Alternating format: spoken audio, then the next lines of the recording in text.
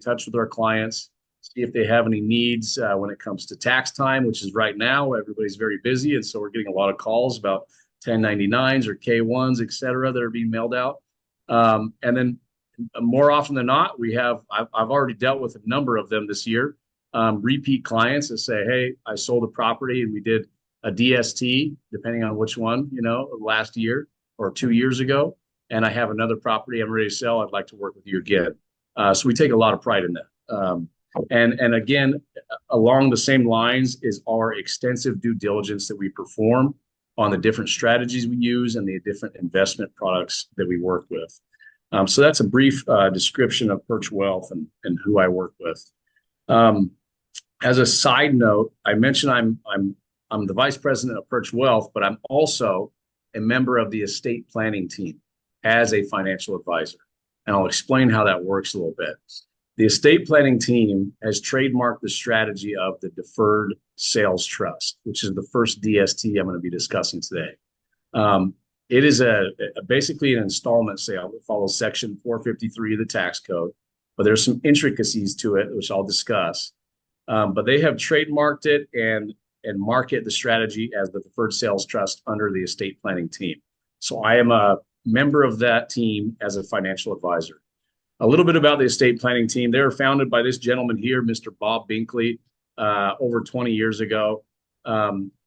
They connect individuals with financial advisors, tax attorneys, CPAs, real estate brokers, and other professionals to help their clients defer long-term capital gains taxes when selling real estate, when selling a business, when selling highly appreciated stock. It could be valuable artwork that you're selling that's appreciated in value, or old vehicles that have appreciated in value. It could be anything. But they are the founders of this strategy, which has been trademarked as the deferred sales trust.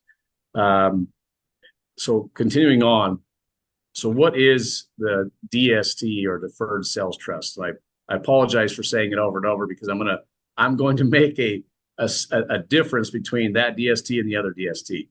So the deferred sales trust, like I said, it follows Section 453 of the tax code. It's really just an installment sale. But there is a certain way that the estate planning team and their tax attorneys structure it that allows it to defer capital gains taxes. And I'll get into the mechanics and how that works. But it is an attractive and flexible tax deferral alternative to somebody who's looking at potentially a 1031 exchange or some other tax deferral strategy. When selling real estate, obviously you have the 1031 exchange strategy to defer capital gains taxes. If somebody's selling a business or any other highly appreciated asset, there's really not, a whole lot of ways to defer those capital gains taxes. So the deferred sales trust can work for all of them.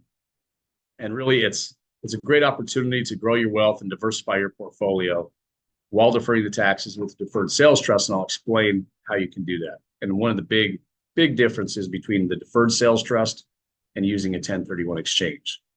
I mentioned this a little bit already, but some potential DST assets, they could be a business or professional practice, it can be commercial real estate, investment properties, single family rental homes, high-end primary residences.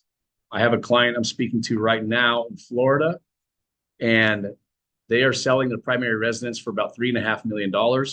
They purchased it years and years ago for about $500,000.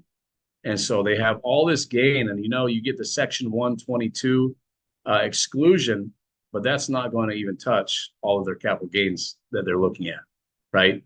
So they're interested in reviewing the deferred sales trust as a potential solution for them to defer all of their capital gains taxes when they sell their primary residence.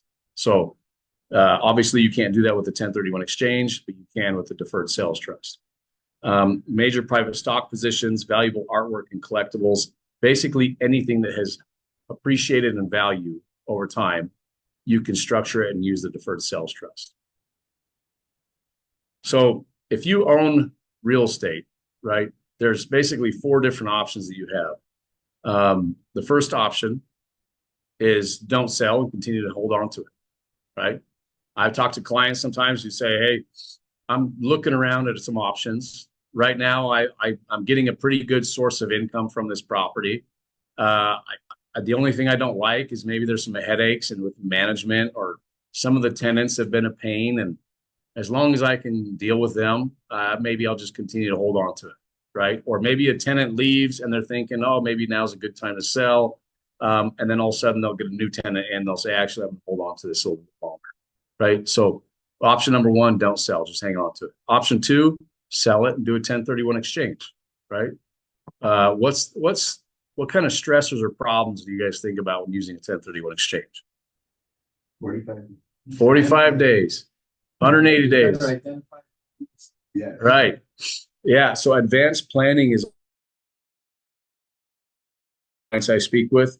They say, like I said, they say, hey, I'm considering a sale right now. I want to look at what's out there. What are the options? So that when I do sell, I have a plan that's kind of ready to go.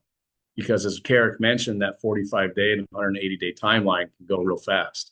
And if, think about it, you have to do due diligence in that period of time. If you need to get financing in place, that could take a little bit of time to get involved with as well.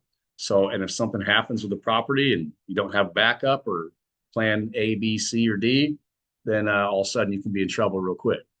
But I do love 1031 exchanges. I will say, I think, in my opinion, it's the best section of the tax code that's out there for tax deferral and estate planning benefits, right?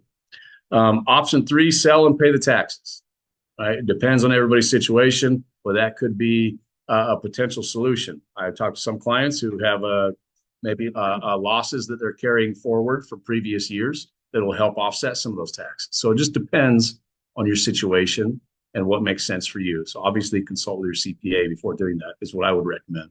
Because there's been times where I speak to somebody and they say, hey, I sold the property.